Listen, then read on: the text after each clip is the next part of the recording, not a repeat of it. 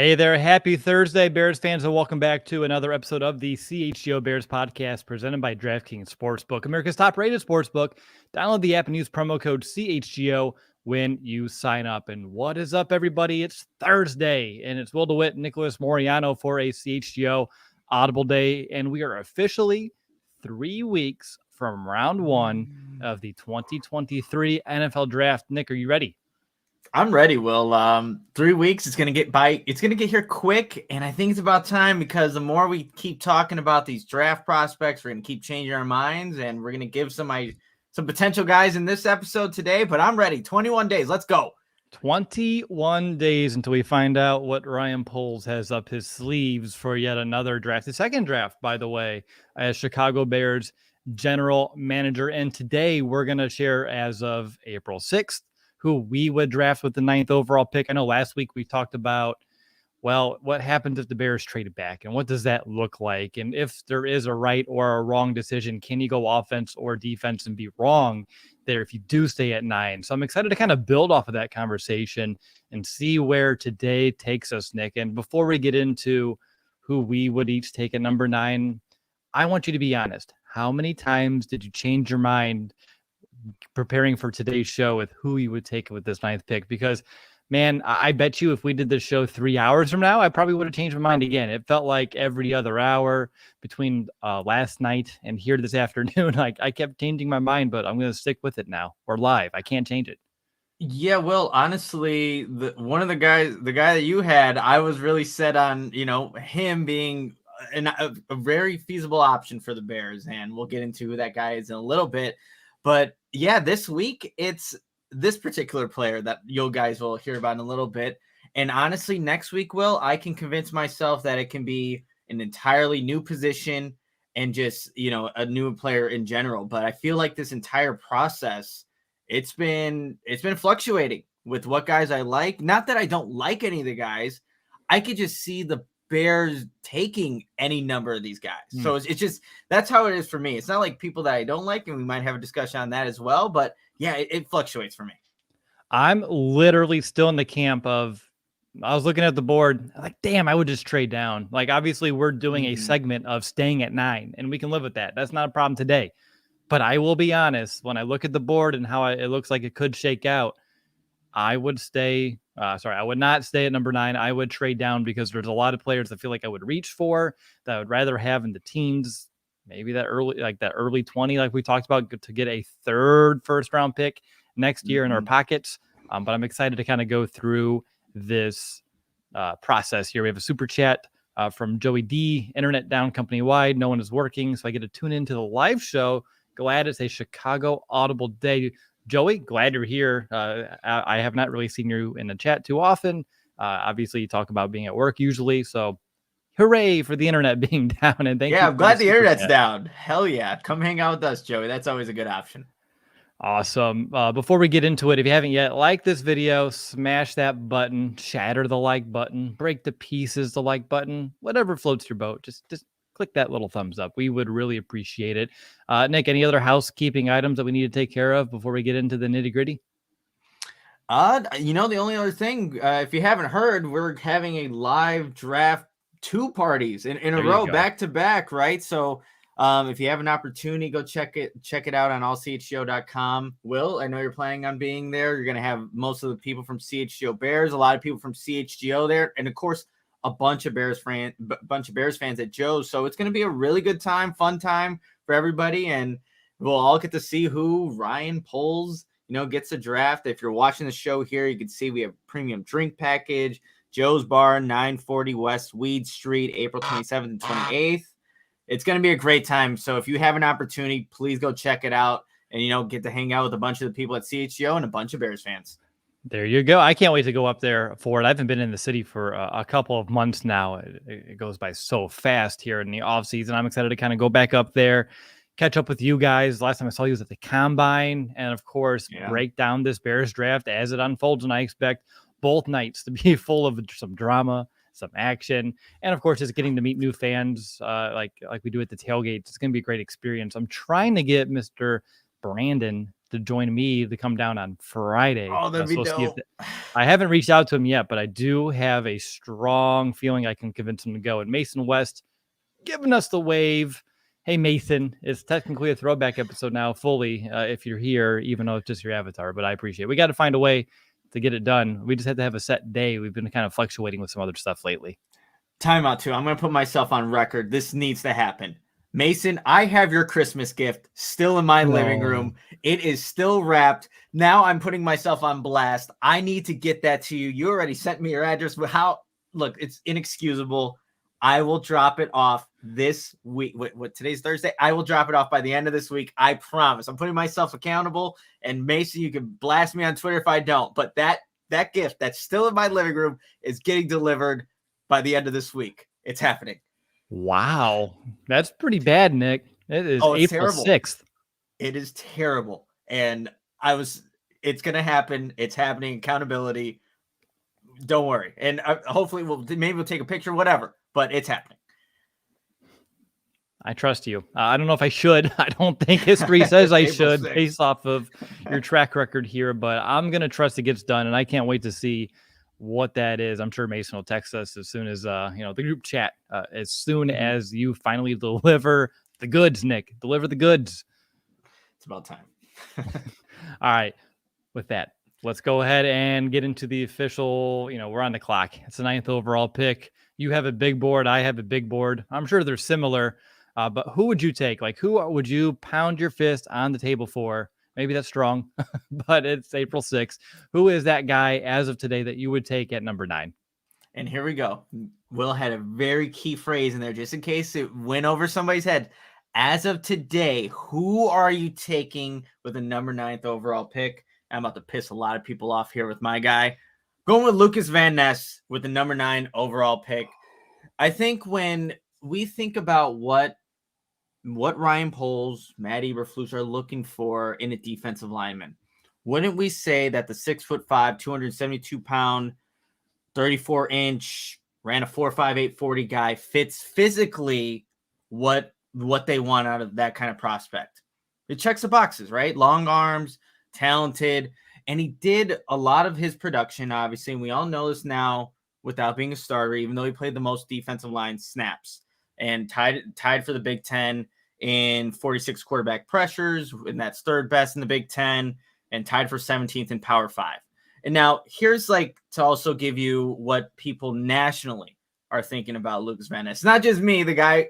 Yes, I went to the University of Iowa. I know maybe there's a little bias in there, but here we'll kind of run through a couple of the big name publications here. The Athletic. Bruce Feldman just had a mock draft and had coaches' input in this. Van Ness. At number 8, he has him going to the Atlanta Falcons. The Athletic Big Board. He ranked number 10 best prospect. Let's go to Eric Edholm, who has been on the CHGO Bears podcast before. Out of the top 100, Van Ness number 17, and wrote Van Ness easily could end up being viewed as one of the top 10 players from this class. And Daniel Jeremiah from the NFL Network. I think a lot of people, respect his opinion, his evaluation on prospects. Has him ranked number 14 overall. And this is, I think, the most important part about a guy like Van Ness. Overall, Van Ness has ideal traits, and his best football is ahead of him. And that's where I want people to maybe just kind of, even whatever bias you have against Van Ness or how you even think about him, his best football is ahead of him. He has the traits. He has the ability, the athletic ability, the 3-cone drill. He did really well in that. He has everything that you want in a prospect, and now it's just going to take, guys like the Bears coaching staff. So this would be Travis Smith, the D-line coach, and the assistant Justin Hines to really develop a talent like this. And Travis Smith he's had some pedigree, some history with doing this. Max Crosby was a 6th-round draft pick. Not supposed to be maybe this guy that is supposed to be highly touted, one of the best defensive edge rushers in the game. Look at him now. And he was able to work with him there when he was with the Raiders. So giving it to you right now, as of today, April 6th, Lucas Van Ness is my guy. I will pound the table, go up to that podium and announce it with conviction. Lucas Van Ness to the Bears at number 9. Let's go. Flake says, nothing wrong with him, but I feel like we could trade back and get him. Yes, essentially, it's borderline based off of what you were just sharing there, Nick, but Yeah. And I talked about that a few minutes ago. Like, I would trade this pick all day, every day. If the board falls, if like someone like a Tyree Wilson falls to our laps, I would definitely consider that. And he's, visiting with the Bears. So they're still, I guess, keeping contact, even though the Bears are out of like the top 5 right now. But I'll digress. I saw a couple comments that brought a name that just sent, I don't know, shivers down my spine, but it put a bad taste in my mouth. And it's Shea McClellan, Nick. Is that a fair comp, or you're already saying no? So just tell me why it's wrong. I just don't think Shea McClellan was ever the athlete or the guy that even Van Ness, like the floor for Van Ness is like whatever Shea McClellan's ceiling could have been. And when I remember when that draft pick was made, God, I remember just like, wait, Shea McClellan, Boise State, why are we, just there's a lot of question marks with that. But yeah, I know, Gary. I hope we can still be friends, even though I'm putting Lucas Van Ness to the Bears, and I know you don't like him very much. But I think again, we got to think about a lot of these picks that are made too. It's what can they be with the right coaching and the potential, and that's a part of this process. It's not just production. There's a lot of players that don't have the production in college that end up being really good players in the NFL, and that kind of fits with Lucas Van Ness never being a starter, but. Yeah, the Shea McClellan thing, we're just going to throw that out the window and pretend like it wasn't even mentioned. And Sure. You mentioned one last question. I'll get to mine. You mentioned a little bit of bias maybe at play here. If he played for any other school in the Big Ten, would you still pick him here at number 10? Like, would he be someone still on your radar? Or is it because of the familiarity that you have watching him more on a weekly basis throughout the college season? Because I know you love to watch your Hawkeyes. Does that help him right here? Or would he still be your number 9 pick if he went somewhere else? I'm just curious. And obviously you may not know this fully, but it's just a thought that kind of popped through my mind. Well, honestly, Will, to be complete, I think we see even more production out of him, to be completely honest, because we're seeing him still have the most defensive line snaps, but he's not on the field every single down. So I wonder if he did go to a program that, maybe doesn't have that solidified starter, and maybe you can, allocate more blocking towards his direction. But I think we just see more out of him because, again, during, I was just weird how they do, the whole bias with seniors. But, yeah, that's just my honest opinion of it. And that's what I would like to see, like, when he gets drafted to an NFL team. Like, yeah, he's going to get more reps. And on this Bears defensive front, Will, they're asking for people to just, get some reps in at defensive line to show them something. So I think it would be a good opportunity to showcase, how much he still needs to learn, but also what he's still capable of. All right. I appreciate you answering some of my mild grilling that was coming, your way from me. I usually don't, but trying to get a little bit of that banner back. All right. So for me at pick number 9, I went offense, which I found really interesting because we talked about, is there a right or a wrong answer side of the ball to address here? And we each went opposite. So I think we go back a week ago, we can tell ourselves, no, there isn't a wrong answer. But I'm going to go with Broderick Sweet Feet Jones for my 9th overall pick here, who you said was your guy until you kind of talked yourself into Van Ness. Man, we would have both had Jones because I feel like I kept coming back to him, even though I changed my mind a couple of times. And I talked about him last week. I know you guys talked about him yesterday, so I don't know how deep of analysis we should go here, but I love his ability to reach the second level over there at the left tackle position.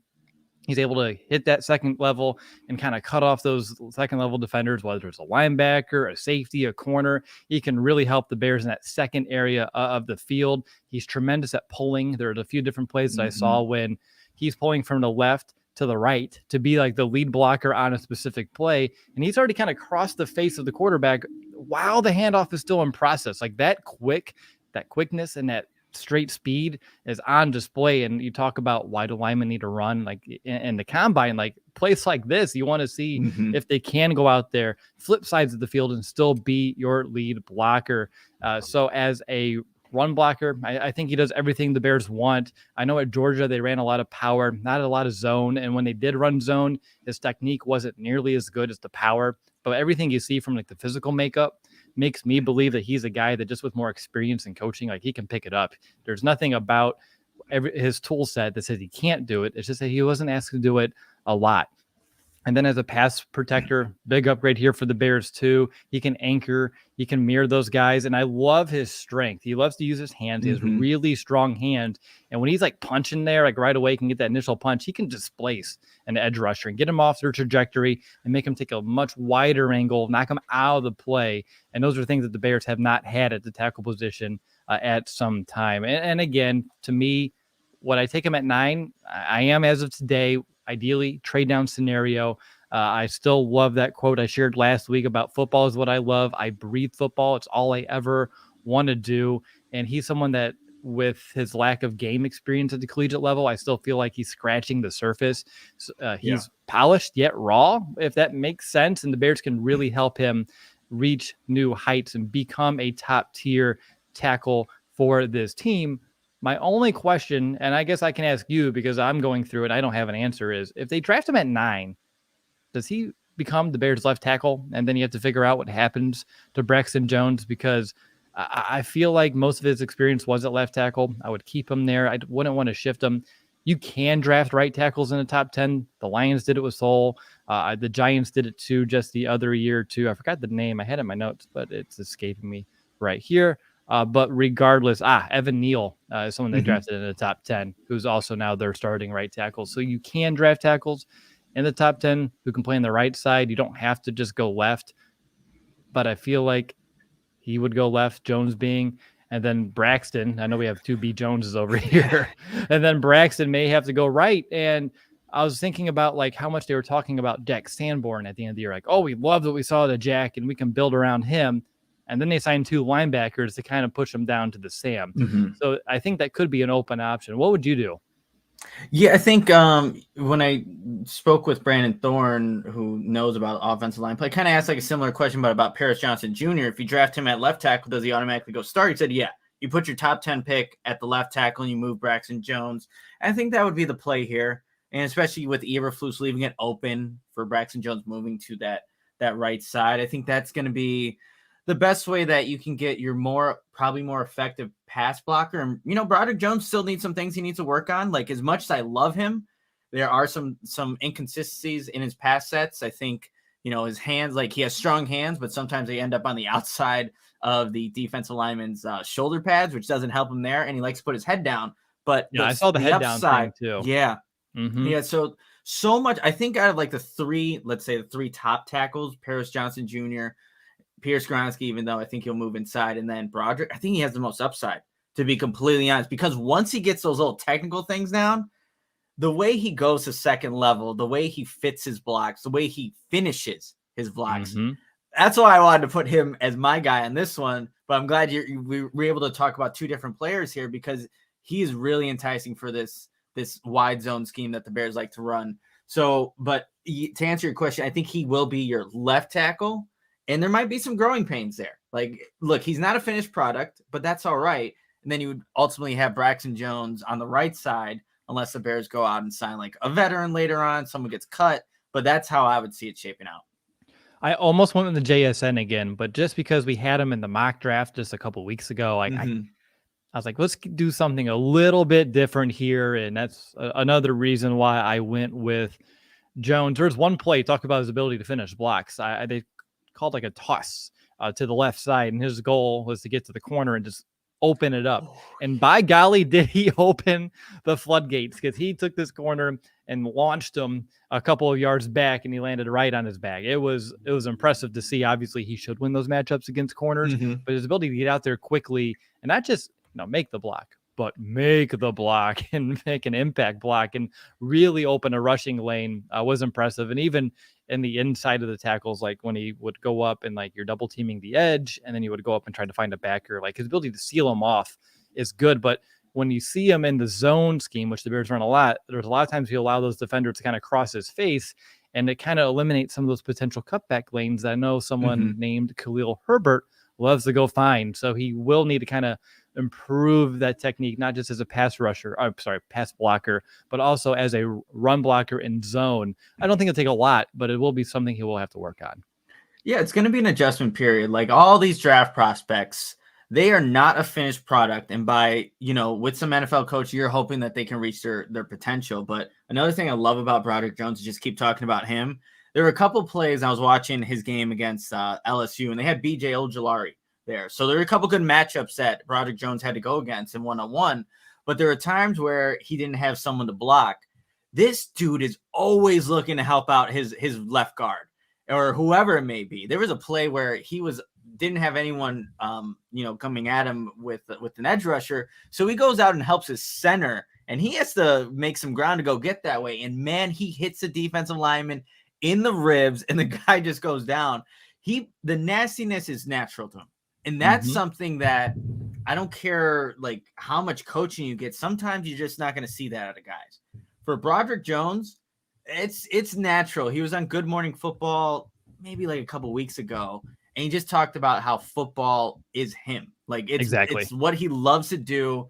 And then I just think Eberflus and how he's looking at this guy, like, yes. And, the Bears are planning on bringing him on a 30 visit, which makes sense. Doesn't mean they're going to draft him, but a lot of things, scheme, what the Bears are looking for in length, physicality, nastiness, all makes sense with a guy like Broderick Jones. Let's kind of go through before we move on to the next segment, just some things that we wouldn't do with the number 9 overall pick. I'll be honest, and again, this is only April 6th, but with number 9, if I'm staying at number 9, I don't think I'm drafting a cornerback. Like, I don't think I address corner right there. I understand they could benefit from having another one on this roster. We all know that, but I don't think it's worth investing a top 10 pick at the position right now with Jalen Johnson and Kyler Gordon, both being second rounders with a lot of upside, as we know. We've seen a lot out of both of them. I just don't think I would go with the corner right here at 9. You know what? I think if it is Devin Witherspoon, I think I'd be all right with it at 9. I know that's going to have a lot of people shaking their head, like you're taking another. So what? Ryan Poles is going to take his first pick in the draft is going to be a corner last year with the second round pick, right? Safety, and then another corner. You're not drafting any offensive talent in the top 2 rounds. But I think I'd be all right with Devin Witherspoon. And I'm on record saying this. Bijan Robinson, great talent. I think he's going to be awesome in the NFL. I'm not doing it at 9. I'm just not taking the running back from Texas at 9, even though, does he make the offense better? Of course he does. But I'm just not doing it. That's just me. So that's one that I'm out on. I don't think at 9 as of today I'm touching Jalen Carter. Are you back on the fence on it? Because I'm still a no. Yeah, that's something too that I'm starting to, I think, be more open to if he were to make it at 9. And that's got to be something too. Like you all faith has to be in Ryan Poles. He did all of his homework. He checked. He went back and rechecked things that maybe he didn't check in the first meeting at the pro day. But I think I would take a chance on a guy like Jalen Carter if he falls due at 9. And that's something where all like us fans, everyone who's outside looking in, like, all right, Ryan Poles, that's on you. You had to have done your homework, because if this backfires, you're going to look like a dumbass, right? But if he comes out and he balls out at that 3 tech position, then you have something there. But I think I'm being more open to that at 9. Ooh, man, it's tough. And you would be on him. The good news is, as we've seen in Chicago for Mr. Poles, is you can have a lot of mess ups there and still have a job. Look at Ryan Pace for a great example of some longevity you could have, even if you can't draft in the first round. I don't think I would take a Quentin Johnston. I don't think I would take a Miles Murphy. I don't think Nolan Smith, if you're looking at edge still, I wouldn't take it 9. He's still a little more of a tweener, 3-4 outside linebacker to me. Is there any other hard nose right now for you at number 9? I don't know if this is controversial or not, but I don't know if I take Peter Skoronski at 9 because knowing that most likely he will play inside, he's going to be a really good player inside. He really is. But for what the Bears are trying to do to get the best 5 out there, then what? You're taking out is Tevin Jenkins out of a job if you're like doing that, if he can't play tackle. For me at this moment in time, it just isn't the best option if you can go get better players available at different positions, especially the tackle position. So right now, August, what the hell? We're in April 6th. Where did August come from? I'm looking at preseason. No idea. Training camp. I have no idea. Yeah, training camp. April 6th, I'm still with you guys. I'm not taking Pierce Kronsky. I love this comment from Philosophy. He says, I wouldn't pick Carter at 9, but if Poles picked him, I would trust him. See, that's the thing. Yeah. I think if he does it, it's like, all right, you see the talent, you know the talent's still there. It's the person. It's his off the field stuff that you have no idea about. But maybe in the setting with the Bears, it's better. But it's a risk. And I think one thing I want to say about this before we move on would be, you just hit a good point. Like, we don't know like a lot of this off the field stuff. And luckily for the Bears, they're going to know a lot more than we know, which will really help them make the best decision possible for this team. Obviously, we know the talent. We're talking about potentially taking him at number 1 just a month, 6 weeks ago. Yeah. Time's been going by pretty quickly here, but yeah, just like a month and a half ago, like, oh, maybe we just stay at 1 and we'll draft Jalen Carter, or maybe we move down to 2 and still take Jalen Carter. Like, that was a pretty big consensus. So if they get the information that they need to make that decision at 9, he's there. I heard about that backstop that his agent says that they have at the bottom of the top 10. Some team says they would take him. That could be the Chicago Bears. Again, like, for me personally, with all the knowledge that I know, I don't think I would. But if they know more and it clears them and they feel good about it, I would embrace it. I don't think I would be pissed off about it. I would be hesitant, but also like understanding they know more than I do, and knowledge is power. And let's see what let them cook. Yeah, let them cook. And, it's a polarizing topic even in the chat. We have people, no brainer.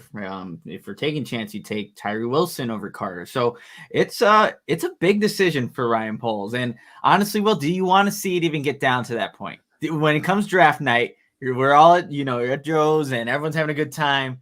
And Jalen Carter, best availables on the board, and the Bears are on the clock. Do you want to be in that position as like someone who has to then talk about it, or you're giving me like nervous feelings in my stomach already? And we got 21 days, but yeah, why do I have a feeling we will be in that situation? Like, I feel like that's going to be a real life situation for the Bears, and it could be a pretty defining moment for Poles' tenure as GM. Obviously, trading the first overall pick was a big one. Getting DJ Moore, huge, but what he's going to do with this pick, if he stays at 9, and if it is Carter, like, it will have a lot of weight on, his perception from fans as a GM and how, good he is. Yeah, no doubt about it. It's going to be fascinating, and I cannot, again, 21 days until draft night for Ryan Poles, and we'll see if he even makes a selection at 9. So we'll see how it goes. And again, here's the details for both of our nights here of the draft parties, April 27th and 28th at Joe's Bar on Weed Street. Definitely go check out the links in the description here. Get your tickets now. We have a few different ticket options like VIP sections and some tables and some booths. Definitely go check it out. And we have a premium drink package. And definitely, as we know, Joe's on Weed has a lot of awesome food as well. And don't forget that we're going to have some goose there as well. All right. Before we get into our next segment, I need to tell you a little bit about Fubo TV. And one thing I love about Fubo TV is you have 140 and more live channels of sports, shows, movies, and news. You can stream live TV from any device, my phone, my iPad. Obviously, you can throw it on the TV as well. And you can get the most Chicago sports for the lowest price. And you get a 7-day free trial. No contact, no cable. Not even a bit of a hassle. Just sign up and start watching. You can have over 1,000 hours of cloud DVR included at no extra charge. Oh, man, that sounds good. My DVR is always full. Watch local teams while traveling.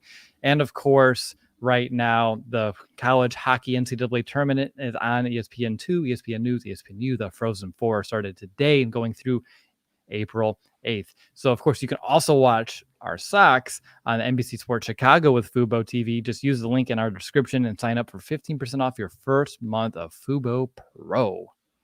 You got to check out that Fubo, and you also got to check out Shady Rays. You can take on the sun with gear built to last. Our friends at Shady Rays have you covered for the warm weather ahead with premium polarized shades at an affordable price. Shady Rays is an independent sunglasses company that offers a world-class product that's just as good as any expensive pair that we have worn here at CHGO.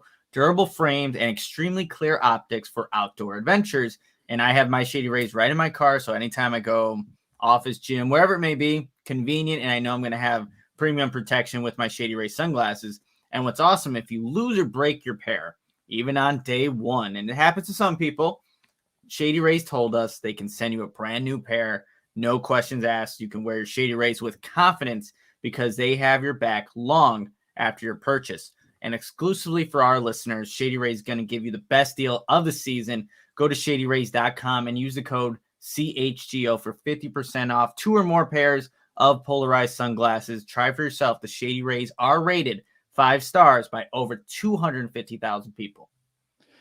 Awesome stuff. Will DeWitt, Nicholas Moreano here. We are the CHGO Bears Podcast today, and we're going through some draft talk. I see the super chat from Daniel, trying to bring my friend who's a Vikings fan and proud veteran to the draft party. That's awesome. We'll try to make it and have fun. Hope the Bears draft best available. BPA all the way. Like, you have a BPA with your IPA, and that'd be a great night. Right? It would be a great night. And even if you have Vikings fans, if you want to bring your Packers fan to see how they mess up the draft while we're, celebrating the Bears, perfect. More the merrier. It's going to be a good time, regardless if you're a Bears fan or not. There we go. So for the second segment of today's episode, Nick thought it would be great since, yesterday we talked about the top 5 tackles on the podcast. We may as well keep doing our homework, and let's look at some of our favorite day 2 offensive tackles. Apparently, I don't need to even do this because I took Broderick Jones at number 9. So, I'm not going to draft another tackle here in round 2, but we're going to act like that never happened. And I definitely have a prospect for you. Before I get to mine, Nick, who is your favorite day 2 offensive tackle as of April 6th? As of April 6th, my favorite guy that, the more I'm watching film on him, the more I'm seeing him, just destroy dudes at the second level and making blocks. Anton Harrison, the offensive tackle, left tackle at Oklahoma. Just seeing how he'd fit in this scheme, a lot of outside zone that the Oklahoma Sooners like to run there. He moves his feet. You never see him really stop his feet. And the anchor and play strength, I think, stands out a lot there, Will. And what also kind of stands out, just kind of seeing what he's able to do, is that when he gets to second level, it's not just about fitting a block and kind of just being there. It's finishing the block and running guys off the screen. There was one play where you watch the all-22 from the end zone angle, and he makes the block, but he goes off screen. And you're like, oh, shoot, I have to go to the sideline angle to see him actually complete this block. And in the process of driving out this linebacker, another corner gets actually blocked in the mix. And you're like, Anton Harrison, you're showing some highlight tapes with this blocking that you're doing here. So it's a guy that I think, could he maybe start out at right tackle, even though he played at the left side at Oklahoma? I don't know. The Bears will have to evaluate, see what's best. But that's a guy, the more I'm starting to watch him, Will, the play strength stands out. His ability to move in space really stands out. And I think the thing he needs to kind of work on, there's a little bit of inconsistency in the pass sets. And I think you could say that for a lot of even the top end tackles that are in this draft. Like, there's some inconsistencies there. And he does have strong hands, but a lot like Broderick Jones, sometimes it's misplaced, those hands. So just kind of getting a little bit sharper with that. But I think he plays with good patience. When he gets on an island at times, he's waiting for the defensive lineman to make the move, and then he'll react, which is something that, offensive tackles need to be good at, because a lot of these guys are going to set you up almost like a point guard with a shake move or trying to, break you down in space. But I like his ability to stay patient when he is out there by himself. And I just think of the scheme fit, it would be a nice addition to have somebody like that, and someone who's still learning and is going to have some growing pains early on. But Anton Harrison out of Oklahoma State, like, that's a guy that I think just makes a lot of sense for the Bears and what they want to do. So he would be a plug and play right tackle for you at day 2, you think? If that's what the Bears want to do, like keeping Braxton Jones on the left side, I wonder if there'd be like a mini a training camp battle, to see if this rookie from Oklahoma can go out there and start left tackle. It's better than Braxton Jones and put him on the right side, to see how that would shape up. But I think he has the footwork to play the other side, if that's what the Bears think is the best version of the top 5 guys out there. That's all about, that's what it's all about, getting your top 5 guys. I was just curious to see which side you would see him on. And we've already had that discussion when we were talking about Jones. Like, you could move Braxton over. Like, that is still a possibility. Like, obviously you would hate to, I'm not going to say, throw away a whole year of development, but like a lot of reps were taken over there at that left tackle position, and it will take some time to adjust. So it would be, I think, and it will be eventually an interesting situation to see how the Bears want to handle adding more young tackles to this team and how it kind of impacts the rest of the line. So for me, I'm going with the guy out of Syracuse, 6'5", 318-pound Matthew Bergeron. He's a very versatile tackle that the more I look into, the more I like. He has a lot of experience. He's been playing since his freshman year.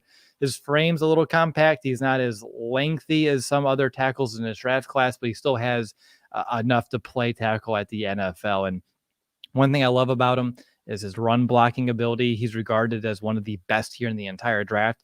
When it comes to run blocking, he does all of the things that you want him to do, including positioning, finishing, climbing to that second level. I can just see him right now opening up those rushing lanes for Fields and Herbert and Foreman. Like, he would be one of the, like, a really good fit for the Bears outside zone scheme. And what I see about him is a lot of concerns with his pass pro, and that's not nearly as good as his run blocking. And that's fine. Like, obviously you're going to be more skilled in one versus the other. And for the Bears who want to protect Justin Fields, ideally you lean with someone who can be a better pass blocker maybe now, but even though Bergeron is a better run blocker, I feel like everything that he needs to clean up with his pass pro is coachable. It's hand placement, it's footwork, and it's just getting some more reps and just learning some more technique. And he plays with a high motor. He's a through the whistle guy, which is something that I know you and I both really appreciate. Good awareness, strong football IQ. And despite being a day two talent, borderline, maybe bottom end around 1, early round 2, he is 4th according to NFL.com's grades. That's behind for all offensive linemen, not just tackles. That's behind Skoronski, Broderick Jones, and JMS. And then you have Matthew Bergeron for their grades. So I think that would be a lot of bang for the buck when it comes to the Bears. And I did watch a matchup he had against Myles Murphy of Clemson. I watched that game tape, and Murphy did get a sack in that game, but I thought the QB held the ball just a little bit too long there. Could have moved, could have at least tried to do something. It's kind of like a statue in the pocket in that play. But there were a lot of plays where he was just like stymied, like at the line of scrimmage. Like Murphy was trying, a move, his counter move, and just nothing, just like a wall right in front of him. Good mirroring, got him to the ground a couple of different times. And that's, a potential first round pick there too. And Myles Murphy. So Matthew Bergeron's a guy that I really like right now. And I would say as of, the disclaimer of April 6th, he is like my favorite day 2 offensive tackle. Yeah. And well, it's going to be interesting too, because I think a lot of people right now, as of April 6th, are really focusing on the Bears taking a tackle with that 9th overall pick. And if they don't, I know there's some people that have, just expressed on social media, like that's going to maybe be a little concerning for, them moving forward to see how it all shapes out. Like, when will Ryan Poles draft an offensive tackle to help out Justin Fields if he doesn't do it at number 9?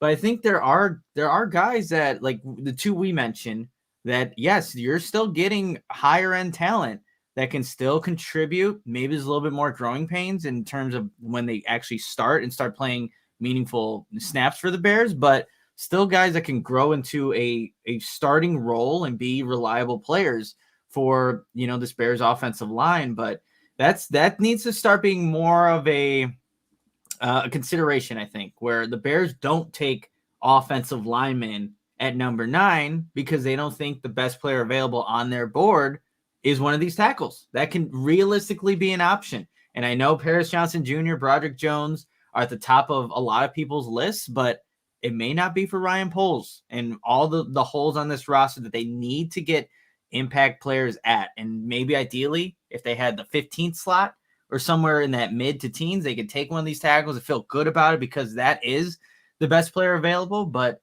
again, it may not be the case, and that I think we need to just start thinking about that a little bit more as we're getting closer, 21 days to the draft actually starting. Do you have any like recollection of your just impression from Bergeron from like the Senior Bowl week? No, I'd be lying to say if I did. Well, yeah, I was really that week. Let's see, it was Cody Mauch, it was JMS, a lot of the Cody Mauch could be interior, could be the tackle too. But yeah, those are just 2 of the names I can remember off the top of my head that I really focus on for line play. Adetomiwa, from defensive line Mm-hmm. perspective. But Keon White, now I'm like, now they're all coming to me. Now they're all coming back. But Yeah, we're gonna get there. You're like, oh, but this guy. Bergeron, no, it still hasn't. I don't know. Maybe there's some notes somewhere in my phone that actually I got a new phone, so they're not there. But maybe they're once at one point. Actually, no, everything transferred over, so it'd still be in there if I looked. But yeah, I can't say that I had a lot, if any, on during Senior Bowl week, and that's such interesting. Man, there's a lot of play. Yeah, there's just so much. Like if you think of Bears practice, yes, you have the roster. I know everybody on there. This is like, oh crap, you're from North Dakota State to Alabama. All these things are happening at the same time. But yeah, I can't say that I honestly remember. Good to know about the new phone. You just needed a phone with a better camera, I'm assuming. Well, this one does have a better camera, the S23 Ultra. Had to get new. See, that's the problem. Like I go through phones so quickly. Got to get new cases. This one's actually magnetic. Let's see if I can. Wow! Finally, you're getting to the MagSafes kind of stuff. It's slowly sliding though. It's going down. Just crashes and you need a new phone again. It's like slowly moving. If you're watching the YouTube, it's going to be out of screen. I'm going to make sure I catch that. Yeah, I was going to say, just get the phone. You're making me nervous. I'm sure you have a good protection plan on it, but damn, man. There we go. Now it's off screen. Ta-da. So you talked about, obviously, the Bears need to address tackle. I think everybody knows that, and free agency apparently was not the place for it to happen, so it looks like it will be the draft. If Ryan Poles doesn't say address offensive line, or in our case today, offensive tackle on day 1 or 2, is that a big mistake? Like, obviously, you go best player available. You stay true to your board, but at one point or another, like, you got to start helping Justin. You got to start bringing talent. Like, would that be a mistake? I think it would, Will, because not every pick has to be in mind what's going to be best to help Justin Fields, but that's what 2023 is about. And you gave him the wide receiver. Why are you going to stop there? You shouldn't stop there if you want to best see what Justin Fields can be. And we have not seen Ryan Poles yet, only year 2 as Bears general manager, invest a day 1, or I guess day 2. He did draft Velus Jones Jr., but like a day 1 pick or that second round pick on an offensive player yet, right? And he hasn't had that many opportunities to do so. But I think we need to start seeing some high end talent if he thinks it's right. Just because, again, the end goal is seeing what Justin Fields can be as a passer. And if we do not know that, I've said that so many times in this podcast, but if we are in November, December, I'm like, man, he still doesn't have enough time. He's, still trying to process things, but he's not able to complete the play because maybe the offensive line's not giving him time. That's a complete failure in my book. So I think, maybe he can find talent later on, but I wouldn't bank on that. And the Bears have let me ask you this, Will, do you think they pigeonholed themselves in a little bit to where they need to address the offensive line in the draft because they didn't really do it at the tackle position in free agency? And maybe there's still some options. There'll still be some cuts, but I was always thinking about that. Like the Bears kind of telling their hand, like we need to draft tackle at some point, and it's going to come in the draft. Is that an issue at all with you? I mean, I think it's threefold. There's 3 positions that they did the same exact thing for. That is 3 tech, that is edge, and that is offensive tackle. And I don't think it's like a mistake by any means, because I don't want him to be reckless, and by him I mean Poles, like with spending in free agency and just throwing every dollar you have at players just to fill the positions like before the draft. Like, and we talked about it, like ideally in free agency you can fill the holes and then you can draft supplements and figure it out from there and put the best 53 together when it comes to the end of the day. But at the same time, like, you don't want to ruin your cap situation because like you have a pressing need at tackle. But yeah, it does feel obvious what those holes are. They're pretty glaring. And I think it's weird because we shouldn't be surprised with like the positions they address, maybe some of these players that they go after in the first couple of days. But at the same time, Nick, it's the NFL draft. And I feel like every single year, we get surprised a little bit at like how it goes. There's been times with like, I think Roquan Smith was one I felt pretty good about. Dalen Johnson was another one I thought made a lot of sense. So with Ryan Poles, it'll be interesting to see like if it's as, clear cut as it seems right now. But I feel like just like you, it is. I don't think it's a bad thing, but it may make the first couple of days, not as drama filled as we would like, but I still think that first round's gonna be real interesting how it shakes out. Yeah, because I remember going back to 2018 when, obviously Roquan Smith was drafted. We both identified it's linebacker. You went Roquan Smith, I went Tremaine Edmonds as a guy. Like we knew that it was going to be like a linebacker. We felt good about them taking a linebacker at 8. At 9, a couple years later, yeah, it could be a tackle. And I know people brought up Jackson Smith and Njigba. Maybe it could be him. I can see it giving more weapons. Could it be a defensive lineman? Like, yo, this is pretty up in the air as to what Ryan Poles can do. But I remember back in 2018, you got the pick right, and now Tremaine Edmonds is here. So they eventually, they got both the linebacker.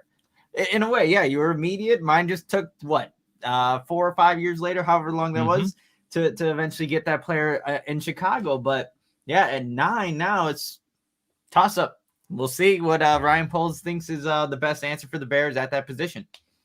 Man, it's going to be interesting, but getting better protection for Justin, we've gotten some playmakers now, just getting protection so these plays could just stay on schedule. And I feel like if you can keep him on schedule in a year 2 of an offense now, it's 3rd year in the NFL, year 2 in the same scheme, same system, with a number 1 wide receiver you can rely on and DJ Moore, I just feel like things will click. Like he will be able to hit the back of his drop, get the ball out, and we'll just be moving along. And it won't be as, what word do I want to use here to be polite? Chaotic as it was last year for him in the backfield, in the pocket, always being under duress and starting to, feel that pressure and always feeling like he has to move, use his legs. Guys weren't creating separation. But now if you can have linemen that can keep you in the pocket, you can go through your reads, go through your progression, hit the back of your drop, let it go, fire. And I know he's a good thrower. I know he can be accurate. I know he can read defenses. He just needs time. And he's not going to have time until they address these tackle positions because, Nick, in the NFL, these edge rushers, it doesn't matter if they're on the left side or right side, they're dangerous. Absolutely. And I think, too, like the Bears are going to be down in some of these games next year. It's just going to happen. It always happens every year. But it would be nice, Will, if the Bears still had an opportunity to pass themselves into a game because they have guys that can block up front for a little bit longer than usual so that even if that circumstance does happen, that situation, like, hey, let's let Justin Fields try to pass us back into the game. And we have Matt Nagy in the chat saying 130 yards passing a game. Yeah, that needs to obviously increase. Oh, yeah. It needs to be better than that. And Justin Fields needs to run less. I don't want to see him probably get over 1,000 yards rushing again because I think it was great to see highlight plays. We were in the press box, Will, when he broke off some of those long runs. It was amazing. But I think the best way for Justin Fields and this offense to have the most sustained success is if he probably takes it back a notch on the running, is able to pass the ball a little bit more. And then we're seeing a complete, diverse offense that can still incorporate Fields running. But, man, yeah, he can sling it too and will have the opportunity to actually pass the ball because he has time back there to throw. We went through a whole episode just about talking about offensive line and drafting linemen and moving players around and how's everyone fit. And then I still going back to like, oh, crap, we have this guy named Tevin Jenkins that I'm just trying to figure out, like, where's he going to go right now, too? And you and I talked about that either a week or 2 weeks ago. I don't want to rehash it, but I thought it was interesting. Like, we're micro-focused on the edges, the tackles. And then I know they've added more to the interior and I'm excited about the addition of Nate Davis and seeing it all kind of works out. But at the same time, there are a lot of question marks and that's what, OTAs are going to kind of help us kind of get a better understanding of where things go after the draft. When Poles comes up to the podium, give us a more clear understanding of his vision because he has to keep a lot of cards close to the chest right now. He can let us know the master plan that he's been working on since last season all along. I'm sure it's been, that debacle, if you will. But yeah, I'm excited to see where it goes. But if we want Justin to reach the heights that we know he has the potential to do so, it all starts with better protection. He already got the playmaker. You need someone to protect both sides. And I feel good about Braxton. It just depends on where he ends up to next year. So yeah, a lot of fun variables that we're going to figure out here pretty soon. And no doubt about it. And the interior of the O-line has improved, but you're having guys play different positions. Like Cody Whitehair is probably going to be your starting center when it comes to week 1. And Tevin Jenkins is going to be playing a position like he had to adjust to right guard, did some good things, but it looks like now he's going to have to adjust to left guard. It's not guaranteed, but you're hoping that it works. So that's why too, like we talked about tackles, our day 2 tackles. I think the next one's like our day 2 interior offensive lineman too, that we have to probably look at just for, the future. As you're looking at centers and guys that can be here after Cody White here, because I feel like the guy's played almost every position, every interior position, at least since he's been drafted in 2016, because dude just constantly moves around and now he looks like he's going back to center. It's weird. I mean, same thing with Tevin Jenkins. He got drafted. Like, is he your left tackle? Okay. Right tackle. Okay. Right guard. Okay. Split time at right guard. And now maybe left guard. Like, I feel for that guy because he's a talented kid. I know he has some injury histories, but he is a talented kid, and to get moved around so much, like, it frustrates me. I couldn't imagine being in his, like, all right, I got this position down. They're like, hey, take everything. Go the other side. Remember it, because we may have to put you back there one day, but now we're going to add this to your plate, and just letting you know, like, we expect, similar results. I mean, he was a top-rated right guard, according to PFF, like a top-graded guy last year. Tevin Jenkins was. It was just availability there towards the middle end of the season.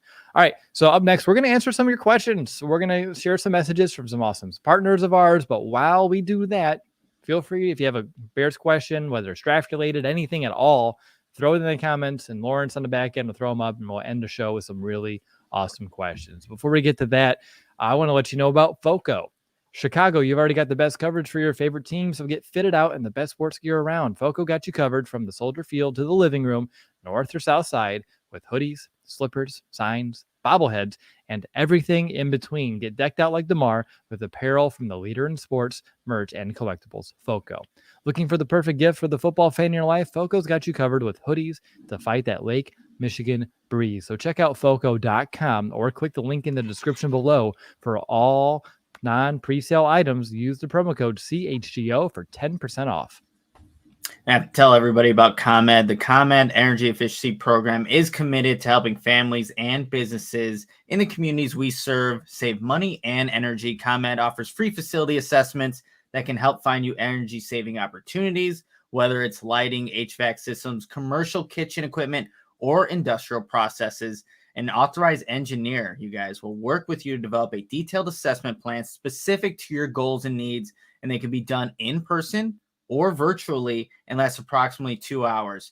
Don't wait. Get started saving money and energy today. For energy-saving tips and to schedule your free facility assessment, go to comed.com/poweringbiz. So with all those great benefits and perks, are you ready to sign up for your facility assessment? Of course you are, but first you got to call them at 1-855-433-2700 during normal business hours to speak with a ComEd Energy Efficiency Program representative. You can email businessee@comed.com or request an assessment online on their website at comed.com/facility assessment. All right, let's get to it. Let's get to some Bears questions. Excited to see what came in. It doesn't seem like a bunch here today, but that's okay. But we have good questions from Ron Burgundy. What position that no one is talking about that you would like to see the Bears draft for? No offensive lineman, no defensive lineman, and no cornerbacks. Nick, can I say tight end? Is that fair? I want to see them draft a tight end at some point. You have Robert Tonyan to be your tight end too. But last year when they brought in James O'Shaughnessy and Ryan Griffin, to me, it was smelling like they wanted to have 3 capable tight ends. Like they planned on having 3 capable tight ends. And I was very impressed by the growth we saw to Cole Kmet in this new offense, unlocking him a bit. 7 receiving touchdowns last year. Like, that's great. Like, let's build upon that. And Robert Tonyan, I think, is a great tight end too. He's on a 1-year deal. So drafting someone like a Luke Schoonmaker from tight end out of Michigan, I talked about in the podcast before, would be interesting. I think obviously Tonyan could be a one and done here in Chicago, not because I don't think he's going to fail, but he could play well enough and get a more of a multi-year contract somewhere else with a better chance to start. The Bears will have to re-sign Cole Kmet here eventually. So having a guy that you can draft in the middle rounds to be on a rookie contract that has potential to grow into a capable tight end too, and be another weapon for Justin in those situations, I'd be more than happy for. Yeah, I'm going to double down on that. I see Rob here. Laporta, Nick can have his Iowa connection instead of with Lucas Van Ness. Hey, that'll make me happy. That'll fulfill my Iowa Hawkeyes need with Laporta. And, maybe that's a guy in the 3rd round, hopefully, if he gets there. But he would fit a lot with what the Bears are looking for at the tight end position. And, have more of a long-term answer, too, to go with Cole Kmet once he gets his contract extension. So I see that being there. I know in the original question, wide receiver wasn't mentioned as one of the 3 that he said not to mention. So a wide receiver, even if that's in the 3rd or 4th round, it doesn't have to be Jackson Smith-Njigba or Zay Flowers, the top 2 guys I think a lot of people mock to the Bears. But if you were to go get somebody else and, I'm going to throw out my guy Jaden Reed or, Michael Wilson, like there are guys later in the draft that I think will also be guys that you don't have to necessarily count on. Right? You have DJ Moore, Darnell Mooney, Chase Claypool, Velus Jones Jr., Equanimous St. Brown. You don't need to actually rely on one of those guys, but if they have decent numbers and see a handful of targets, that's good. It's good that they don't have to have that pressure on them initially, but they could still, be a part of like the group, the receiving core that, Justin Fields will obviously utilize. But wide receiver is another one, and if they do it later in the draft, I'm perfectly fine with that too. I totally forgot that St. Brown signed an extension. It was so early in the offseason. I was like, St. Brown, he's still here. He is still here. You're right. Like when I go through like my depth chart in my head, it goes Moore, Mooney, Claypool, and then I always go Velus. But I forgot that EQ. He's still here right now. So he's still there. He's still here. He is. Wow. Well, maybe not the footballs, but that's besides the point. Oh boy, I said it. All right. I saw another good question from Juan. Which position should we definitely not draft in your opinion? Punter, because we got Gill. Outside of that though, like I feel like anything could be open. Okay, I'm gonna try to make the argument here for safety, but I can see it. I can still see it, but like you have Eddie Jackson, you have Brisker, you had Elijah Hicks. Who still may be someone that can, get onto the field, but who else you got? Yeah. Did the Bears wait? Okay. Am I crazy? DHC, is he still here? Did he sign his contract? Like I'm sure Gary Ross knows because he's got everything down, but I don't think so. Oh no. That's I feel like I would know. Yeah, I feel like I would know too, but maybe because I haven't heard or because I just expect him to be on the roster. Okay, there's Gary. He's a free agent. Mm-hmm. I like me some DHC. He's just reliable. He's someone that you can count on. He's made plays, but maybe that's one position.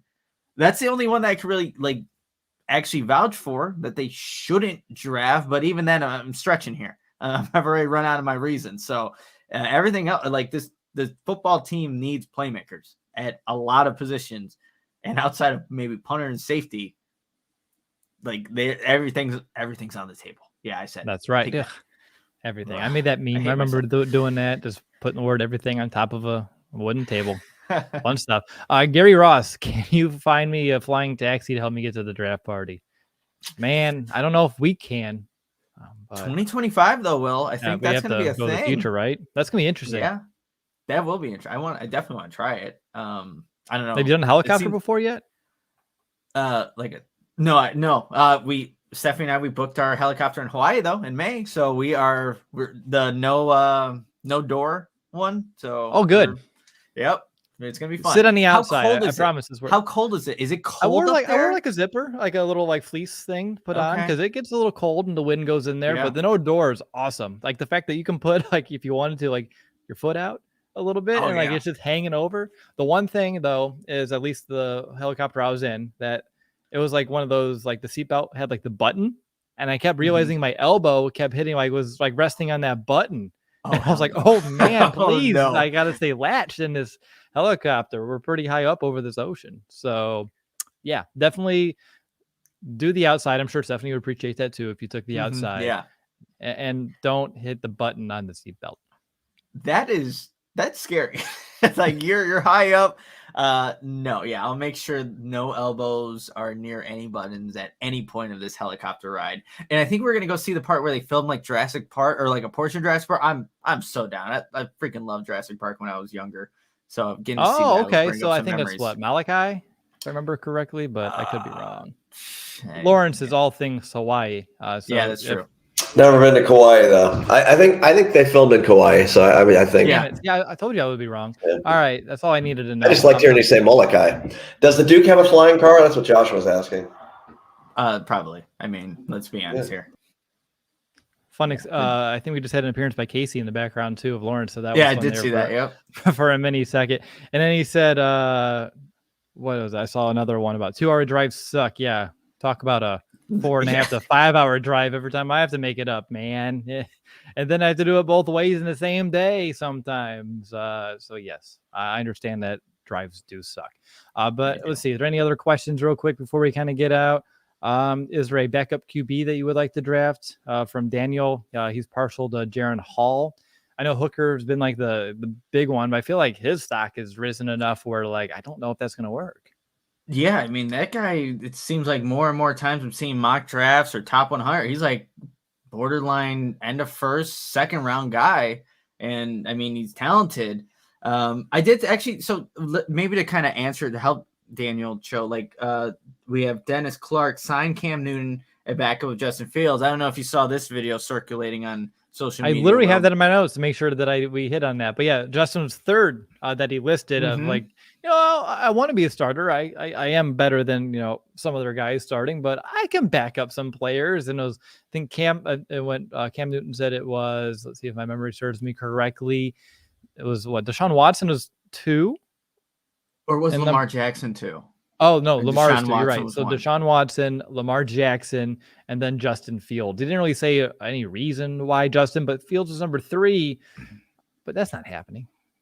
No, it's not happening. But it's a guy that, obviously had a lot of success in the league, being a former MVP, someone who was able to impact the game with his legs, a bigger body quarterback. But it was interesting to hear him because I think he also, if I'm not mistaken, threw at Auburn's pro day, Cam Newton, just to, show he still got it. But yeah, where is it? Rob, actually, Malik Cunningham in the 7th. If you want another quarterback to compete with Peterman, and the Bears did re-sign Nathan Peterman. So you have PJ Walker, Peterman, and obviously Justin Fields being your quarterback room right now. I wonder if the Bears use one of those draft picks on a quarterback. They have 10 draft picks as it stands right now. As of, April 6th. April 6th. I say no. I say no. They don't end up using one, but I know like that would be a smart thing for the Bears to just take a flyer. Why not? Why not take a guy late and see what he can develop into? But yeah, I don't think I don't think they do it as of today. Yeah, and obviously, like you can have someone maybe that develop, maybe they just kind of fall through the cracks. But at the end of the day, at least you're trying, you're taking shots. I mean, you can end up, you can have a Brock Purdy, and then you can also have a Dan Lefevre. I think was a mid-round Bears quarterback draft pick that didn't do all too much here in Chicago. But I think we're at time here, Nick. So I'm going to call an episode. There's some other good questions about other running backs we're looking into from Rob. I saw that. I have not looked too much in like day 3 running backs, so that's actually a good homework assignment for me. I appreciate it, Rob. And then Ron had another good question about cap casualties. I'm still kind of waiting on that too right now, but I appreciate those questions. And I think they're awesome ones that kind of help me kind of, when I'm sitting here working on some other stuff behind the scenes, what should I be looking into here for the Bears? So I appreciate the thoughts and input. But Nick, any final thoughts before I wrap up? No, well, we've been having to switch up kind of our Chicago Audible throwback, shows, but we did it this week because tomorrow we will have Braxton Jones in studio at the CHGO Sports Studio. So definitely check that out. It's going to be at a different time. 2:30 is the plan for that show. So if you don't see us go live at noon, don't worry. We'll be there. We'll be live at 2:30 Central Time. So you're going to want to tune into that show, see what Braxton Jones has to say. And, it should be a good time, good way to wrap up the week. And, next time we meet up, we'll be that much closer to the draft, and maybe we'll have some different players to discuss at number 9, or maybe a trade down scenario. Who knows? You're just going to have to tune in to see what we have in store with our Bears content. I am excited to see your guys' interview with Braxton Jones. We've talked about offensive tackles for tomorrow will be like day 3 in a row. So I feel like you're going to be well-versed, well-coached up, and you're going to have some awesome questions for Braxton. So I want to make sure nobody misses that episode. Again, it's going to be at 2:30, not noon. So expect the show to be a little later, but it's worth the wait. Braxton Jones will be in studio. It's going to be a great episode, but that's going to do it for us here today. I hope you enjoyed the show. Looks like people did, at least according to the comments. I appreciate all the kind words. I really do. But I'll see you all next week. Don't forget to give this video a like before you leave. And of course, bear down, Chicago.